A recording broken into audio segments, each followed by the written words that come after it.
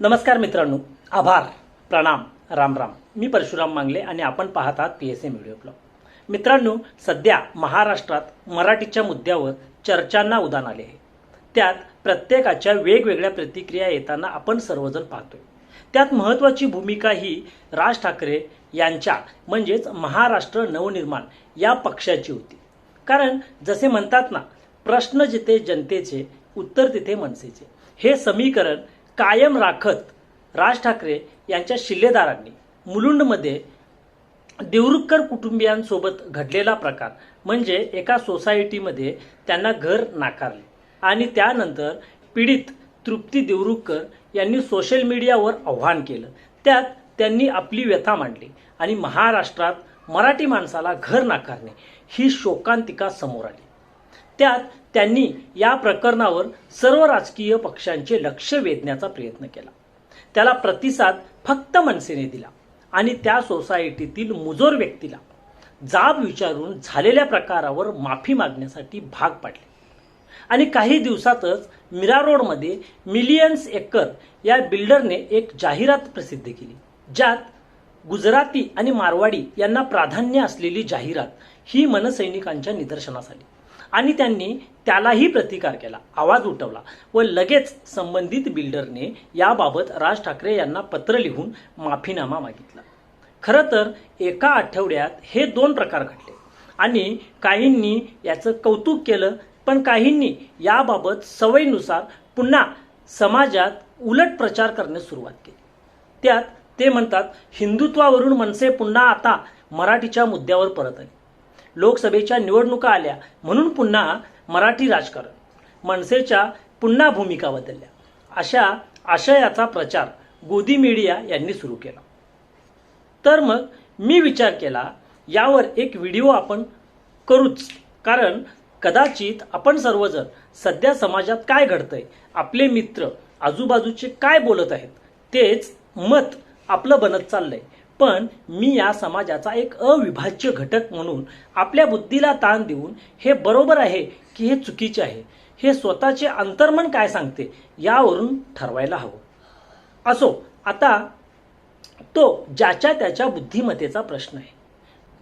कारण मुलुंडमध्ये झालेला प्रकार त्या महिलेने सोशल मीडियावर टाकल्यानंतर कोणताही पक्ष किंवा त्याचे पदाधिकारी कोण का गेले नाहीत त्यांच्या मदतीसाठी? मग हे सर्व पक्षांसाठी होतं, कोणीतरी जायला पाहिजे होते. बरं, मी ही अपेक्षा इतर पक्षांकडून ठेवत नाही, कारण त्या सर्वांना फक्त खुर्चीचा आणि सत्तेचा मोह आहे. जनता मरो, त्यांना त्याचे काही सुख दुःख नाही. पण तेथील शिवसेनेचे म्हणजेच उद्धव बाळासाहेब ठाकरे गटाचे कार्यकर्ते, नेते हे काय करत होते? त्यांनी तेथे पोचायला पाहिजे होते. याचे कारण असे आहे की मराठी माणसासाठी आणि मराठी अस्मितेसाठी खंबीर उभा असणारा पक्ष आणि तो म्हणजे शिवसेना. म्हणून तर बाळासाहेब ठाकरे यांच्यावर जीव ओवाळून टाकणारा महाराष्ट्रात माणूस नसेल असं मला वाटत नाही. पण ती खंबीरता आज कुठे हरवली? की फक्त सर्व राजकीय पक्ष कसे निवडणुका येतात तेव्हा जागे होतात तसे तुम्ही पण करणार आहात, पण तिथे मनसैनिकच का पोचतो? कारण महाराष्ट्रातील सर्व हालचालीवर तो बारीक लक्ष ठेवून आहे. आणि त्यानंतर मीरा रोडमधील एका बिल्डरने महाराष्ट्रात या मुंबईत इमारत उभी केली आणि विकण्यासाठी प्रथम प्राधान्य गुजराती आणि मारवाडी यांना दिले आणि याचा जाहीर प्रसार माध्यमातून आव्हान केले. आणि तरीही सर्व पक्ष गप्प का हो? तुम्ही याबाबत प्रतिक्रिया देऊ शकत नाहीत का? की तुम्हाला हे सर्व असे चालते? बरं, आता मी म्हणतो तुम्हाला चालत असेलही, कारण या बिल्डर मागे कोण आहेत याचंही नाव तुम्हाला माहिती आहे. मग त्यांचं आणि तुमचं साटलोटं आहे म्हणून मराठीचा अपमान झाला तरी चालेल असं वाटतं का? कदाचित काय कारण आहे हे ते पक्ष आणि त्या नेत्यांना माहीत नक्कीच असेल.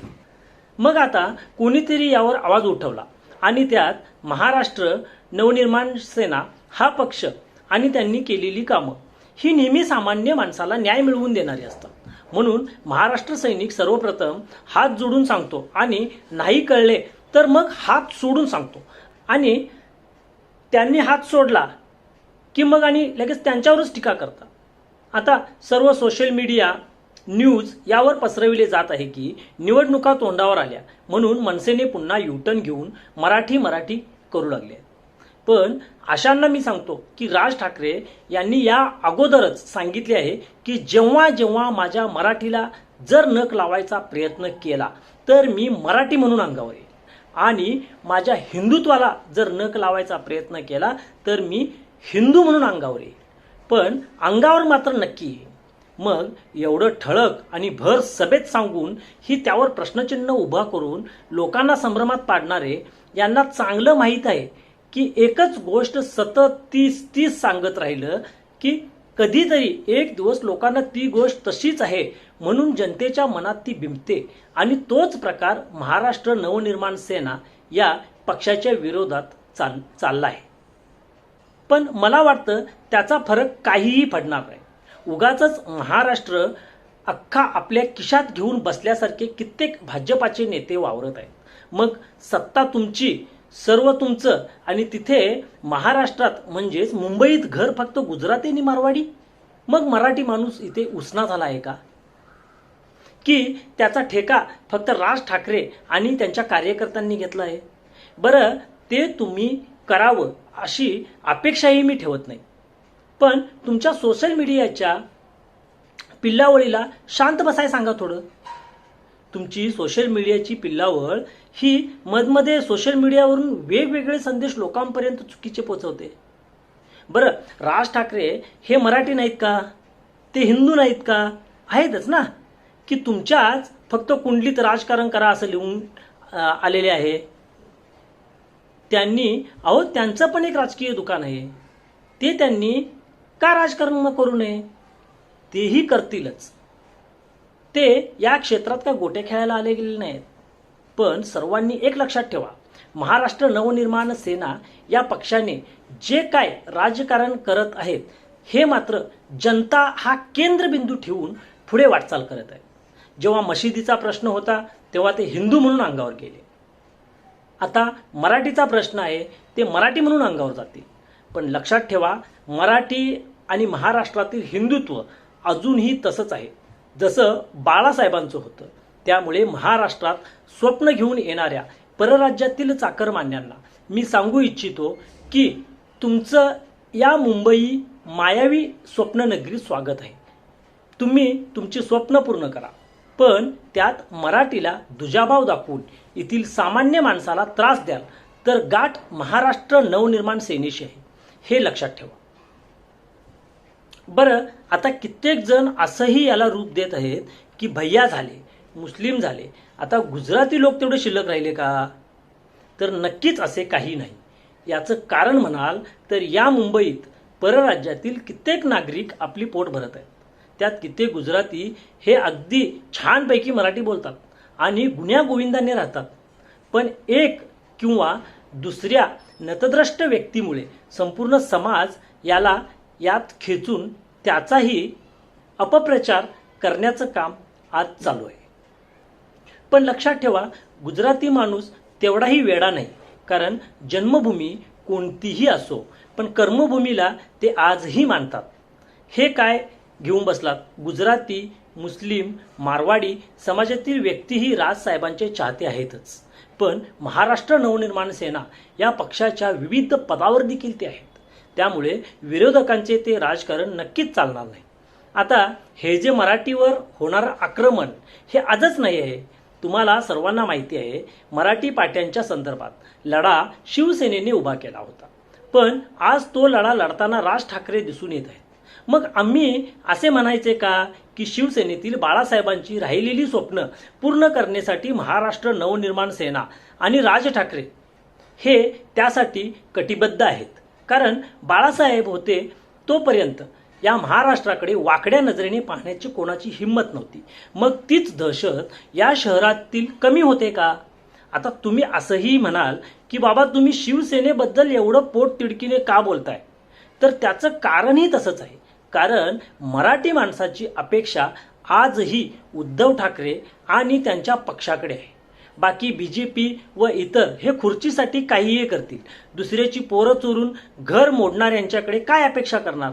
आणि दिवस उजडायच्या अगोदर शपथविधी आणि दुपारी जेवणाच्या टेबलवरती पवार साहेबांसोबत तेच पुन्हा काही आमदार घेऊन BJPला समर्थन, त्यांच्या गोटात सामील होऊन कित्येक दिवस लोटले तरी एकच घर वापसीची वाट पाहतात. आणि वरून म्हणतात की काही लोक घेऊन एक गुट तयार केला गेला आहे, पण त्यांची चुकी ते सुधारतील.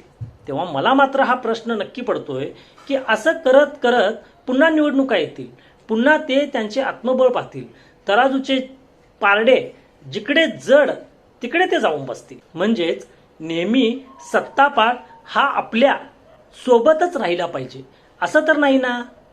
असो ते काही असो, ते ज्यांचं त्यांना लक लावो. तुर्तास मराठी या मुद्द्याबाबत म्हणाल तर याचे बळी दस्तूरखुद्द पंकजाताई मुंडे या पण आहेत. त्यांनी तसं ऑन कॅमेरा सांगितलं आहे. मग लक्षात घ्या, जर हा प्रकार एखाद्या राजकीय व्यक्तीसोबत घडू शकतो तर मग तुम्ही आम्ही सामान्य माणसं आपलं इथे कोण ऐकणार? असो, असं काही नाही. महाराष्ट्र नवनिर्माण सेना हा पक्ष सामान्य माणसासोबत आहे, त्यामुळे आपण निश्चित राहावे. कारण शेवटी प्रश्न जिथे जनतेचे, उत्तर तिथे मनसेचे या म्हणीप्रमाणे महाराष्ट्र सैनिक आजही रस्त्यावर उतरून काम करत आहेत. आणि हे काम सर्व अखंड महाराष्ट्राने कोरोनासारख्या त्या कालावधीत पाहिलेलं आहे. तर नक्कीच आपल्याला हा व्हिडिओ कसा वाटला या व्हिडिओच्या खाली आपण आपल्या कमेंट करायला विसरू नका. अद्याप आपण हे चॅनल जर सबस्क्राईब केले नसल्यास तर त्वरित चॅनल सबस्क्राईब करा. धन्यवाद.